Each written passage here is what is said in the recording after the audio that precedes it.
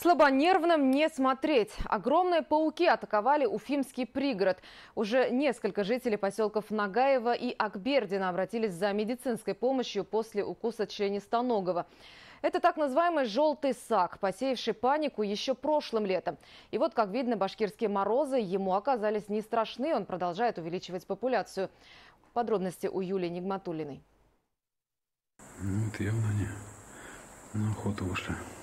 Автору этих любительских кадров не позавидуешь. Ночь, нежилое здание, десятки пауков вокруг. Огромные желтые членистоногие буквально повсюду, в каждом окне и дверном проеме. Их обнаружил в своем строящемся доме житель Нагаева Иван Осипов. Рассказывает, когда приезжал днем, видел только паутины. А вот ночью стало по-настоящему жутко. Включили фонарик, слушай, такие пауки, парочка крупных, вокруг несколько мелких. Ну, как-то так жутковато было. Посмотрели на другое окно, тут их тоже несколько штук. На остальные окна тоже бегают. Это так называемый «желтый сак» – ядовитый паук, который охотится ночью. Его привычное место обитания – Африка, Средняя Азия и южная часть России. Под Уфой же его впервые начали замечать около 2 лет назад. То, что произошло с жительницей поселка Акбердина Венерой Кашкаровой, напоминает классический эпизод из фильма ужасов. Паук укусил женщину на 9-м месяце беременности, прямо в собственной кровати. Я легла спать и чувствую по волосам, что-то ползет. Я, как обычно, решила убрать, когда бывает листья какой-нибудь, может, и еще что-то, ночью. И почувствовала резкую боль и жжение.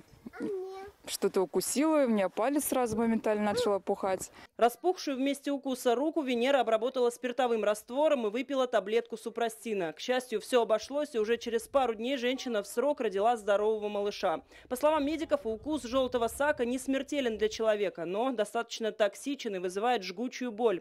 В этом году уже 2 жителей поселка Нагаева обратились за медицинской помощью после укуса этого паука.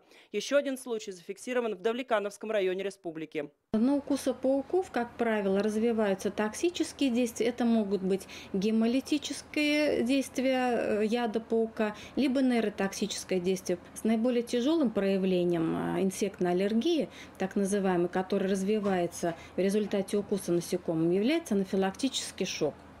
Жизнеугрожающая реакция, и в данном случае необходима обязательно госпитализация в стационар. Откуда же этот южный паук появился в Башкортостане? По одной из версий, он начал расширять ареал обитания из-за аномальной жары 3 года назад. По другой, желтого сака могли завезти в республику вместе с фруктами из южных стран с нарушением карантинных правил.